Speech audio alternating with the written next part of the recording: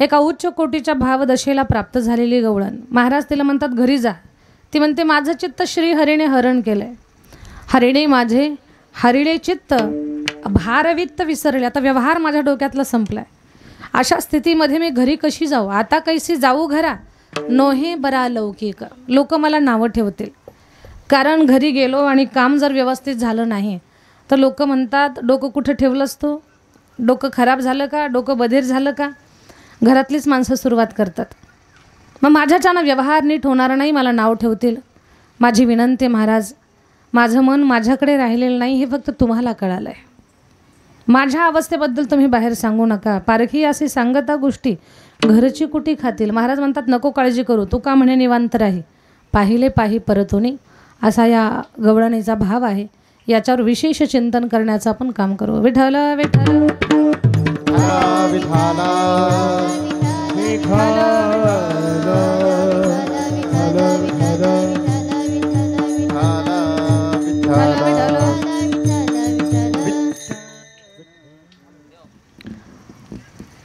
कोणतंही काम असू द्या माझ्या ताई दादांनो, त्या प्रत्येक कामामध्ये आपलं चित्त असणं फार गरजेचं आहे.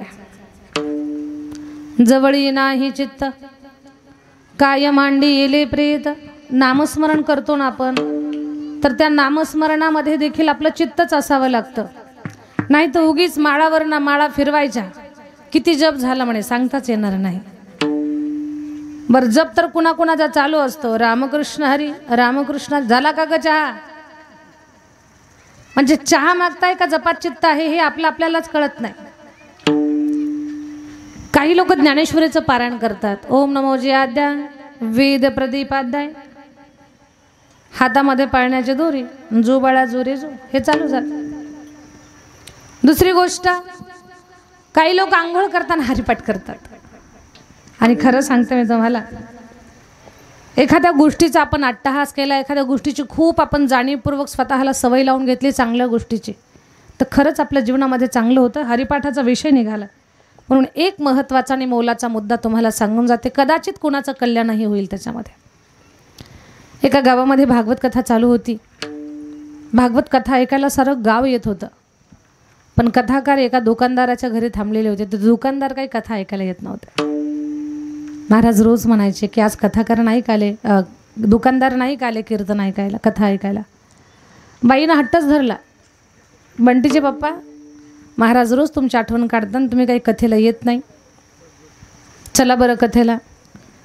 आता माझं बोलणं नका तुम्हाला वाईट वाटू देऊ, पण माणसं कोणाचं जरी नाही ऐकले तर आपल्या बायकोचं कधीतरी ऐकत असतात.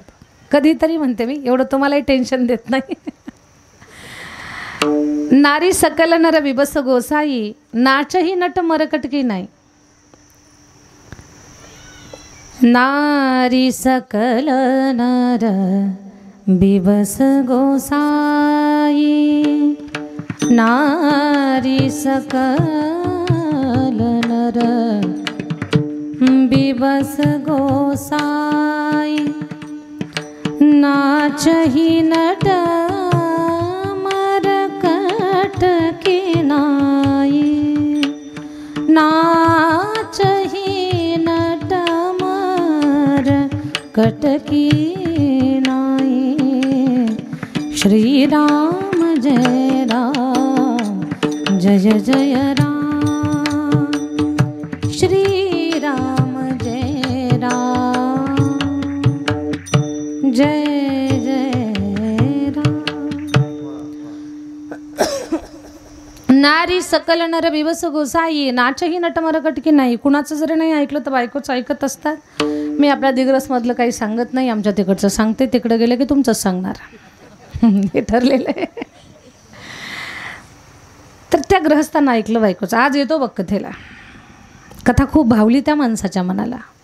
शेवटी पाया पडला महाराजांच्या. महाराज आज कथा ऐकायला आलो, पण शेवटच्या टप्प्यात आलो. असू द्या, आता आलात ना तर जीवनात काहीतरी नियम करा. नियम तुमचं कल्याण करेल. म्हणजे काय जमतं तुम्हाला? म्हणजे दुकानदारीशिवाय दुसरं काहीच जमत नाही. याचं माप काटायचं, त्याला वाढवायचं, हे ह्याचा भाव वाढवून लावायचा, त्याचा कमी केलेला दाखवायचा, हे सगळं चढ उतार माझ्याकडे आहे. दुकानदारी काय साधी आहे का? म्हणजे मग चांगलं पुण्याचं काम कोणतं करतं? काही माप बरोबर देणार म्हणे, ते जमणारच नाही मला. मग याची त्याची निंदा करू नका. म्हणे कोणाच्या तरी मालाची निंदा केल्याशिवाय माझ्या मालावर भाव कसा पडणार आहे, लोकांचं गिराईक म्हणजे लोक गिराईक कसं पडणार आहे, कुठंतरी काहीतरी मला बोलावंच लागेल. म्हणे ठीक आहे, हरिपाठ येतो का तुम्हाला? म्हणे आता नाही येत, पण पहिले लहानपणी मामाच्या गावाला होतो ना, तेव्हा मामानं हट्टानं पाठ करून घेतला होता माझ्याकडनं. आता विसरून गेलो, पण एकदा दोनदा जर मी रिपीट केलं तर मला हरिपाठ येईल. ठीक आहे म्हणे, हरिपाठ करत जा. अहो म्हणे दुकानदारी दिवसभर बडबड, हरिपाठ करायला वेळ नाही. म्हणे मग जेवताना? म्हणे जेवताना तर अजिबातच नाही, बायकोला ओरडण्यातच माझं अर्ध जेवण होतं आहे. मीठ आणगण, चटणी आणगण, पाणी दे. बरं. आंघोळ करताना? हां म्हणे तेवढा वेळ माझा रिकामा आहे, त्या वेळेमध्ये मी काहीच करत नाही. आंघोळ करताना काय करणार, तेवढ्या वेळेमध्ये मी शांत असतो. मग त्याच वेळेत तुम्ही हरिपाठ म्हणायची तुम्हाला सवय लावा. मग त्या माणसाला सवय लागली. बकेटभर पाणी घ्यायचं, तांब्या पहिला डोक्यावर ओतायला चालू केलं की देवाची द्वारी उभा क्षण भरी, तेने मुक्तिचारी साधैल्या हरिमुखे म्हणा. असा त्याचा हरिपाठ.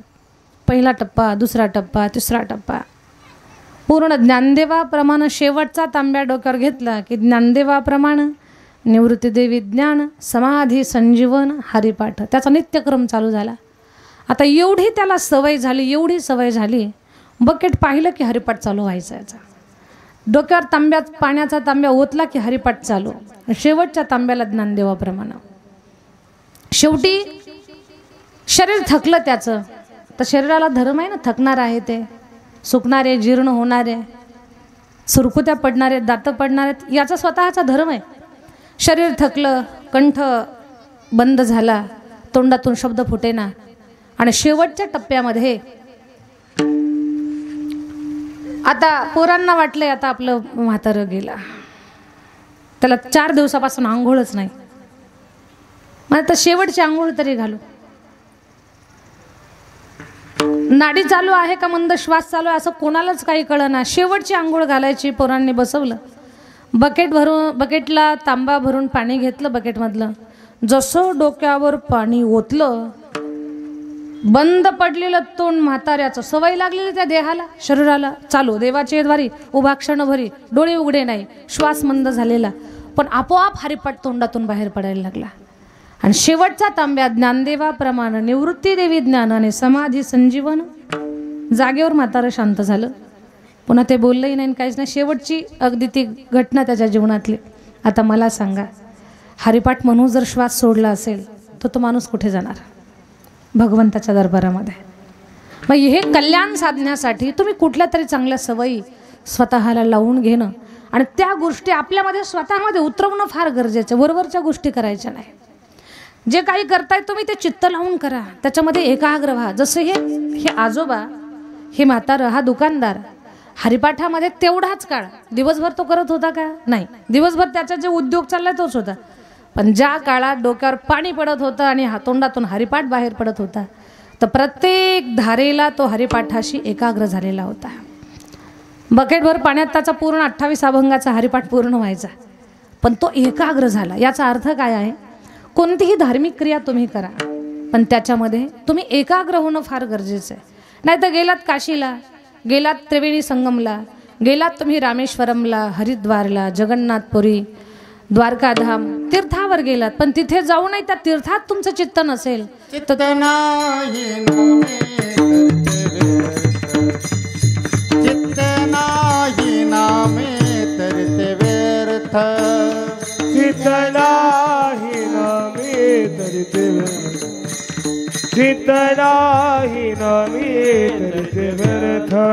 हे त्रिवेणी संगमी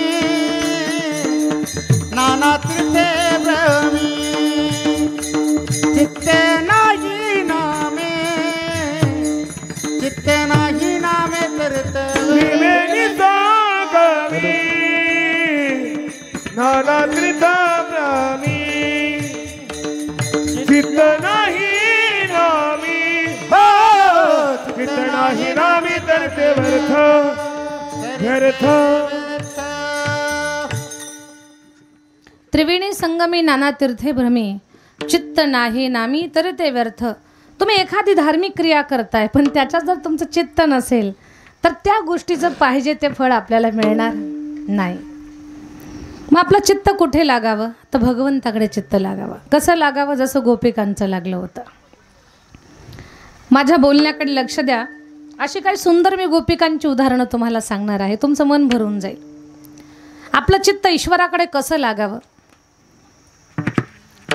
आता अशा गवळणीचं मी उदाहरण देणार आहे की ती गवळण भगवान श्रीकृष्ण परमात्माची निस्सीम भक्त आहे. तिच्यामुळे कृष्णप्रेम जगाला कळालं. देवाशी लग्न न करता ती देवाची पटराणी झाली. 2 अक्षरी तिचं नाव आहे. बरसाणा तिचं गाव आहे. तिच्या नावाला वेलांटी आणि ओकार नाही. तिच्या नावाला 2 काने आहेत. तिचं नाव मी तुम्हाला विचारणार आहे. तिच्या नावाला 2 काने आहेत. पहिल्या अक्षराला काना, दुसऱ्या अक्षराला काना. त्या 2 काण्यामध्ये कान्हा लपलेला आहे. तिचं नाव राधा आहे. ती राधा भगवंताचं भजन करते, नवल नाही. भगवानच तिचं भजन करते. राधा राधा करी बासरी, राधा राधा करी बासरी, कृष्ण येता झाली बाबरी. राधा राधा करी बासरी, कृष्ण येता झाली बाबरी. राधा राधा करी बासरी, कृष्ण येता झाली बाभरी. राधा राधा करी बासरी, कृष्ण येता झाली बाभरी. भेट तुझी रे युगा युगाची, साथ दिलीस त्वा मला जन्माची.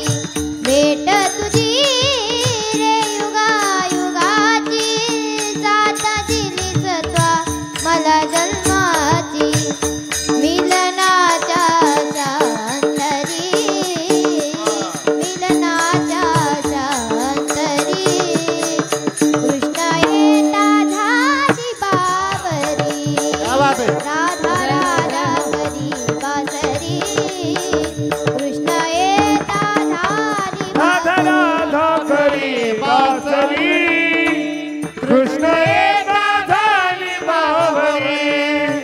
राधा राधा करी बावरी, कृष्ण येता झाली बावरी.